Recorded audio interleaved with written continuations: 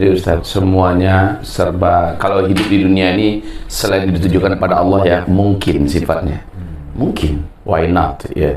Jadi kalau kita perhatikan fitnah Masih Dajjal istilahkan Nabi itu, bahkan mereka menggunakan digital, menggunakan internet dengan kekuatan hipnotis, kekuatan sihir yang terkandung dalam segalanya itu bisa sekali, sangat-sangat bisa. Apalagi benteng mereka tidak hidup ya, seperti tidak mengamalkan amalan sunnah mingguan, bulanan, harian.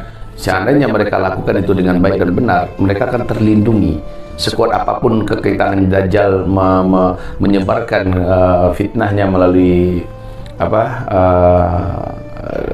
ini mereka, melalui teknologi mereka, tetap kita terlindungi, generasi kita terlindungi.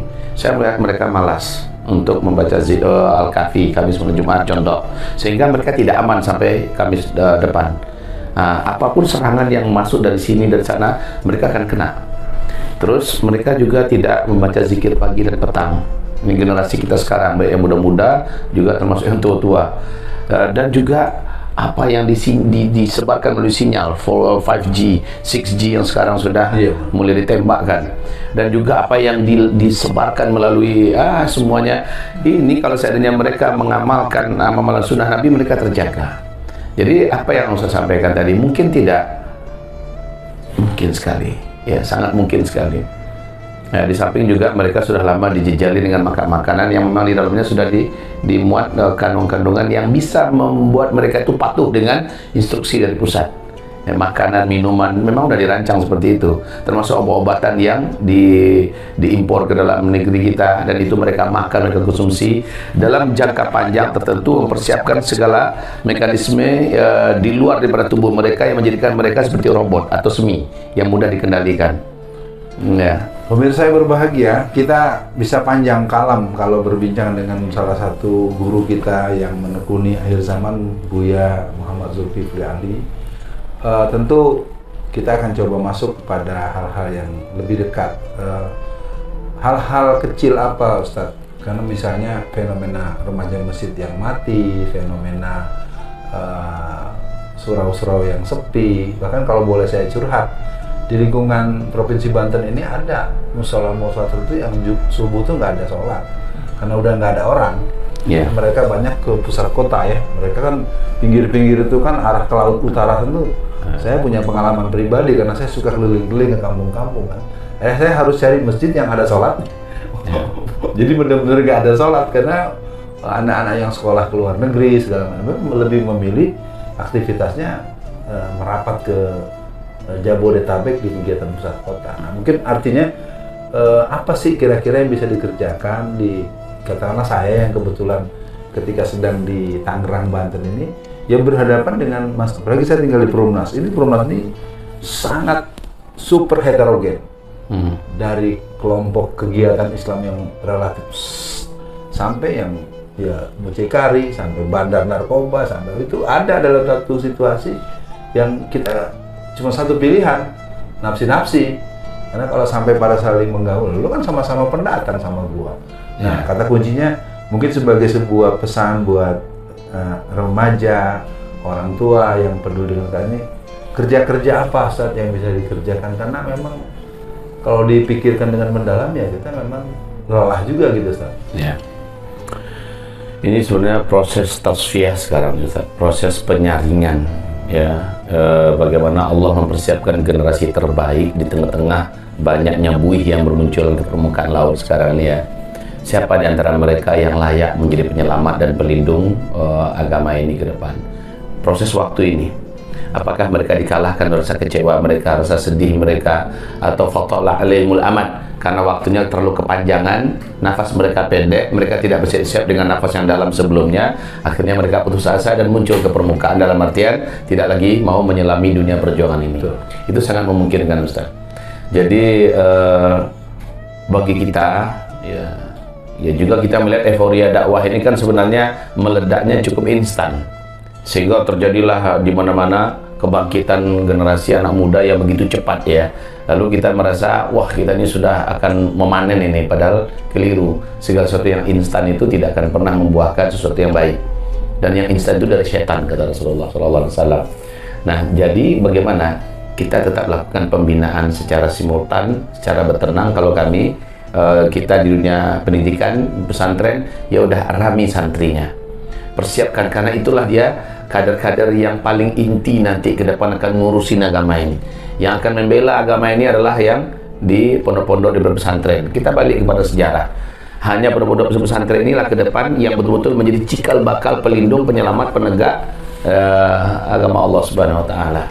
Oleh karena itu, kita mengajaklah kepada para dai, para ustaz-ustaz kita agar mereka agak sedikit mengurangi berkuar-kuar, bercuap-cuap di depan publik, karena seperti buang air garam ke laut ya. Tapi kalau mereka lebih banyak memfokuskan waktunya untuk mengerami santrinya dengan maksimal ya, karena ini yang paling fix ya. Kalau kita ibaratnya Ustaz, kita nyari-nyari orang untuk mau kita dakwahi keluar tanpa kita bisa memfollow up-nya. Sementara santri, orang tuanya yang malah titipkan kepada kita, ini tolong Ustaz, anak saya jadikanlah, kan gitu intinya. Bahkan dibiayai supaya kita bisa lebih fokus untuk mengurus calon-calon generasi masa depan. Jadi itu, dan kita kembali pada sejarah. Kenapa Ikhwanul Muslimin contohnya yang seperti ini contoh ya, kalau di Indonesia kan dulu PK dan seterusnya. Kenapa ini semuanya bisa bertahan dalam jangka panjang? Karena mereka berbasiskan pembinaan, pengkaderan. Kalau macam ini yang kita buat, maka kita akan menuai hasil ke depan. Tapi kalau yang hanya bicara secara permukaan, ceramah, tabligh akbar semacamnya, bukan tak ada guna, tetap ada fungsi gunanya, tetapi tidak akan bisa menjadi kader yang kokoh, generasi yang kuat itu tidak. Nah sekarang imbauan kita bagaimana? Imbauan kita terkuat adalah ramikan masjid, jangan tinggalkan sholat berjamaah 5 waktu, karena perintah Allah di saat masa fitnah, kamu jangan angkat senjata, jangan perang, kan gitu firman Allah kan. Dan tegakkanlah sholat secara berjamaah. Teruslah kamu berinfak dan bersedekah untuk agama Allah Subhanahu wa taala.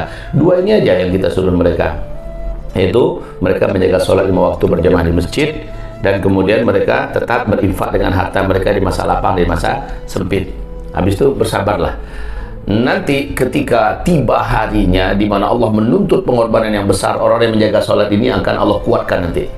Ya, orang-orang yang menjaga sholat 5 waktu ini akan Allah kuatkan nanti. Dan di tangan mereka Allah akan nanti menangkan agama ini. Jadi imbauan Allah di masa-masa fitnah ini adalah jaga sholat 5 waktu berjamaah di masjid, di mana saja. Kemudian kuatkanlah terus berinfak rutin, walaupun hanya 1.000-2.000 tapi rutin tiap hari. Ya, setelah itu maksimalkan sabar.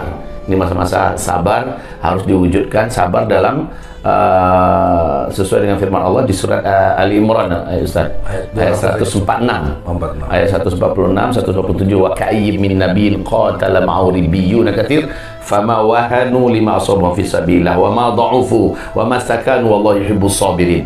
Jadi bagaimana persepsi sabar menurut konsep Al-Qur'an? Nah ini, fama wahanu lima asabahum fi sabilillah wa ma dha'ufu wa mastakanu. Ini yang kita tanamkan pada generasi. Sabar yang kualitasnya macam ini. Tidak menimpa wahan, tidak ditimpa oleh dha'af, dan tidak menyerah. Wa mastakanu. Barulah Allah mencintai orang yang sabar.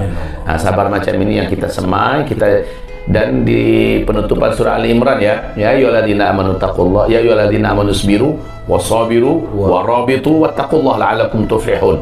Jadi isbiru wasabiru. Nah, kita sekarang ini di samping kita bersabar, sabiru, ajak orang lain untuk ikut bersabar juga.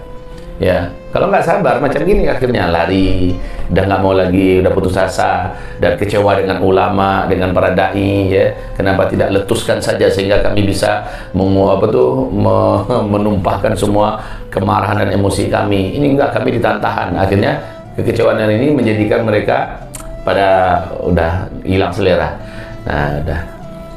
Jadi dari saya Ustaz, kita maksimalkan, kita anjurkan maksimal orang-orang yang umum yang lepas ini agar merapat ke masjid. Ya, menjalani sholat 5 waktu, infak untuk agama Allah Subhanahu wa taala, dan meningkatkan sabar. Sementara kalau kita punya pesantren, tolong maksimal lagi urus pesantrennya dengan baik dan benar, ramikan santrinya menjadi menjadi warasatul anbiya yang sesungguhnya. Baik, berdasarkan kita akan mengakhiri perbincangan yang agak sedikit menyita waktu istirahat Buya kita. Sebagai closing, sebagai penutup, mungkin Buya berkenan untuk memberikan feedback kepada saya sebagai seorang Alfian Tanjung yang mungkin Buya perlu mengingatkan saya ada kekeliruan atau ada pola gerak atau mungkin ada hal yang dianggap perlu sebagai bentuk tawasobil haq, tawasobil sober, wa tawasobil marhamah, sehingga pelajaran ini bermakna buat yang menyimak dan juga bermakna buat saya yang sedang berbincang ini. Apa kira-kira nasihat buat saya? Masya Allah. Sebenarnya yang ngomong harusnya dimintain tausiah dan nasihatnya. Antum lebih senior dalam segala hal, Ustaz Alfian. Jadi begini, Allahumma sholli ala Muhammad wa ala ali Muhammad kama shallaita ala Ibrahim wa ala Ibrahim. Uhibbuka fillah. Orang seperti antum ini harus tetap ada. Dan umat membutuhkan figur yang terus menyampaikan apa yang sekarang ini diidentikan kepada Ustadz. Ya, identik kepada Ustadz adalah berani menyebutkan tentang musuh-musuh dakwah dan musuh Republik Indonesia ini yang sekarang sudah berakar di Indonesia dengan data, dengan by data. Lah ini yang menjadi sesuatu yang sangat mahal dan langka. Jadi Ustadz tetap istiqomah di situ, tetap saja Ustadz berbicara, ya selama Ustadz berbicara dengan data, dengan fakta, dengan apa, insya Allah Taala Ustadz akan masih dijaga Allah dan dilindungi oleh Allah Subhanahu Wa Taala. Tapi nasihat kami juga kepada saudara-saudara kami, Ustadz kami, Ustadz juga wajib berhati-hati dengan makanan minuman yang nggak jelas. Ya, seberat-berat apa keadaan Ustadz di akhir zaman ini, ya, tolong Ustadz selalu menghindari ya rumah sakit yang nggak jelas ya, karena nanti kita akan masuk perangkap yang sama gitu. Jadi dalam hal ini kita mungkin lebih merapat dan mendekat kepada pola pengobatan Nabi Sallallahu Alaihi Wasallam. Ya, baik itu ruqyah, baik itu bekam, itu yang sifatnya lebih steril lah, yang kita sendiri bisa melakukannya, Ustaz ya. Nah, karena orang macam antum kita ini ya memang sudah bagi musuh-musuh Islam, kapan lah bisa bunuh orang ya, itu aja pikiran mereka. Kapan lah bisa ngabisin mereka. Pemirsa sekalian, kelihatannya sudah cukup lebih dari waktu yang tadi sempat saya mintakan pada beliau. Beliau punya jadwal cukup padat beberapa hari ke depan. Sekali lagi kita bersyukur kepada Allah, kita bisa berjumpa dengan salah satu ulama dari ranah Minang yang kebetulan kalau darahnya sama ya. Darahnya sama, tapi kalau saya lebih dikenal Alfian Tanjung, anak Betawi asal Sumatera Barat. Kalau Buya memang... Tapi antum unik Ustaz, antum di usia yang lebih tua daripada saya, hitam semua masih, rambutnya masih hitam, jenggotnya masih hitam. Belum dibuka deh. Sama hitamnya juga. Iya. Oke. Ya, baiklah, mungkin sebagai penutup kita sama-sama menjadikan forum pada sesi dialog antara dua aktivis gerakan Islam. Ya tentu kami masing-masing menyadari tidak ada makhluk yang sempurna kecuali Rasulullah. Ya, yang paling tidak buat kita saling mengisi, dan saya mohon maaf telah mengganggu istirahat Buya. Paling tidak dengan kesempatan ini akan menjadi sumber belajar buat masyarakat, dan kita cukupkan sampai di sini buat pemirsa yang berbahagia. Kita jumpa kembali nanti dengan serial Temu Tokoh yang mungkin akan terus kita jalani, dan semoga tuan-tuan guru kita, para pemimpin-pemimpin umat tetap berhati-hati terhadap musuh yang menyerang dari berbagai tempat dan berbagai cara. Sekian dan demikian.